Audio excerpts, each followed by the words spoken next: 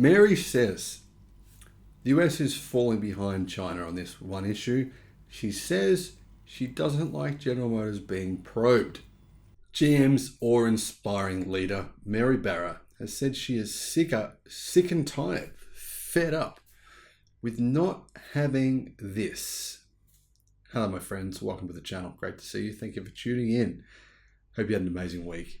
And wherever you are in the world, I wish the best to you, your family, and hopefully all of you are healthy. Extremely important. Hopefully you're all mentally healthy too. Now, speaking of mentally healthy, Mary Barra, I do question her mental health from time to time, just out of the goodness and kindness of my heart, of course. Apparently, General Motors are fed up of not having self-driving vehicle rules in place. And that was why Mary was speaking to senators. General Motors CEO Mary Barra held a meeting with 2 US senators last week as the Detroit automaker wants legislation passed to increase the deployment of self-driving vehicles in the US. Barra met with Senate Commerce Committee Chair Maria Cantwell and committee member Senator Gary Peters, both Democrats of course, to discuss the still unresolved issue. Now, Congress has been debating how to handle full self-driving technology. Of course, China is sort of steaming fully ahead on this. They're letting companies actually start using autonomous vehicles now. No one's really talking about this, but it is actually very significant. It matters. And along with other automaker heads, General Motors wants this changed. They want the same thing going on in the US as what's happening in China. We must act to ensure US manufacturers can compete with countries like China, create jobs here, and improve road safety.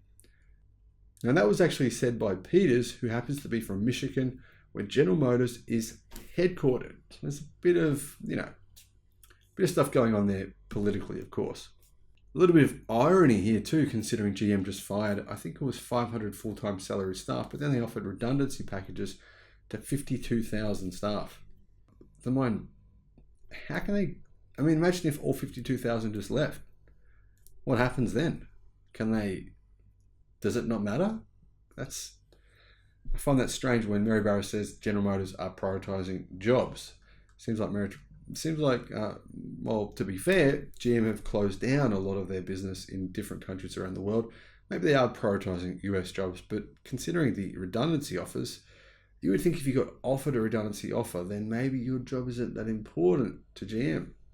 Anyway, GM is heavily investing in autonomous vehicle technology, especially with self-driving subsidiary Cruise. In February of 2022, Cruise confirmed it had petitioned the National Highway Transportation Safety Administration, or the NHTSA, seeking permission to deploy more than 2,500 self-driving vehicles that lack components like steering wheels, side mirrors, turn signals, and even windshield wipers.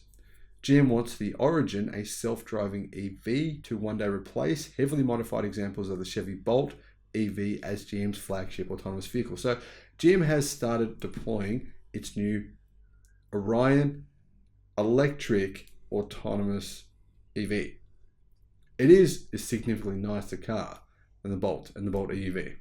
Does it work as an autonomous vehicle? Is it 100% foolproof? Yeah, it works pretty well, but is it 100% foolproof? No, nowhere near. Of course, there's been quite a few incidents involving these cars.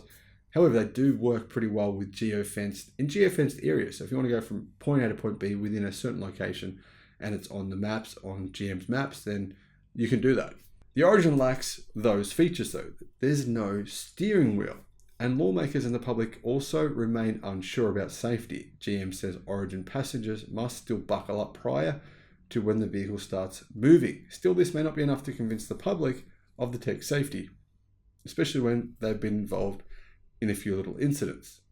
Earlier this month, AAA released a survey indicating Americans are more afraid than ever of self-driving vehicles. Now, people have been sort of brainwashed a bit by the media. I think it's been a bit overblown.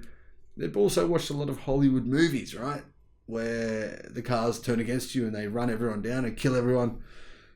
There's some crazy stuff like that people have seen. It's made them think autonomous cars are just death machines.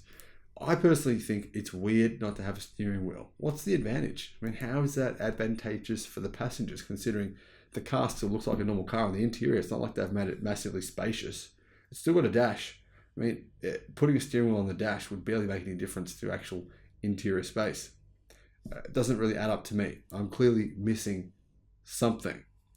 Obviously Cruise sort of, didn't help its case when the NHTSA opened a safety probe in December of last year, only a couple of months ago, following incidents of unexpected partying, braking, and sudden immobility of Bolt Robo taxis undergoing testing in San Francisco, California. So they were doing some crazy braking, but the main thing they were doing is just like hanging out in the streets. They'd hang out, drive to each other and hang out in the street and block off the street and just, I don't know what they're doing, talking in whatever code they talk in, I guess. Fortunately for Cruise, its overall safety record has been pretty good. Its testing fleet has to date driven around 700,000 fully autonomous miles with no life-threatening injuries and no fatalities. That is a good record. However, the NHTSA probe is still ongoing. So we don't know what the results of that will actually be. Now, Cruise asked President Biden back in 2021 for self-driving vehicle legislation, also citing the threat of lagging behind China. GM are trying to kind of use the whole China thing as a bit of a sledgehammer to, get what they want, basically. Neither Barra nor the senators commented regarding the meetings, but rest assured GM will continue lobbying for legislation that satisfies its long-term goals. And fully self-driving is a huge part of its planned long-term. In addition to that, GM wants to make many, in fact, tens of billions from software. But I believe maybe that part of that equation, they actually said more than 100 billion.